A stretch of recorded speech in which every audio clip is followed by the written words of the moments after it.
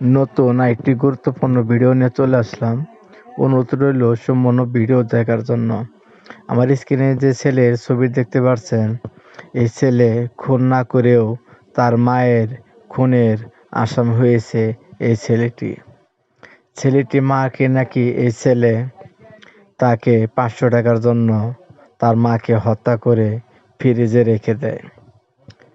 চলুন আমরা সেই ভিডিওটি দেখে আসি। না দেখলে বুঝতে পারবো না যে ছেলে সত্যিকারই তার মাকে খুন করছে কিনা। এই ছেলে ভিডিওটি দেখলে আমরা বুঝতে পারবেন যে এত সুন্দর ছেলেকে কেন ফাঁসানো হয়েছে। চলুন সেই ভিডিওটি দেখে আসি। খুন না করেও খুনের আসামি হতে হয় সন্তানের।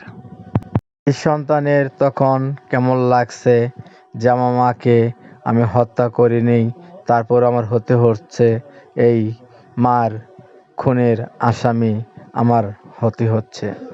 তখন এই সন্তানের বুকটা মনে হচ্ছে ছিঁড়ে যাচ্ছে। এখন দেখেন বাংলাদেশে এমনই পরিস্থিতি, খুন না করেও খুনের আসামি হতে হয়।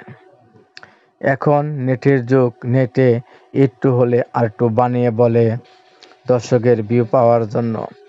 কিন্তু দেখেন যখন এই ছেলেকে র্যাব পুলিশ গ্রেপ্তার করে রিমান্ডে নিয়ে যায়, তাকে কিছু মারধর করার পর বলে তুমি কিভাবে তোমার মাকে খুন করেছো, তখন এই ছেলে বলে, এই সন্তান মিথ্যে কথা বলে যে হ্যাঁ আমি খুন করেছি আমার মাকে। কিন্তু এই র্যাব পুলিশ এই ছেলের কথায় অনেক রহস্য মনে হয়, তখনই তারা যায় তল্লাশি করার জন্য। তারা তল্লাশি করে কিছু সন্ধান পায় যে ছেলেটি খুন করেনি।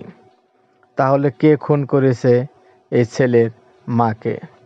দেখেন খুন না করেও সন্তানের হতে হচ্ছে খুনের আসামি।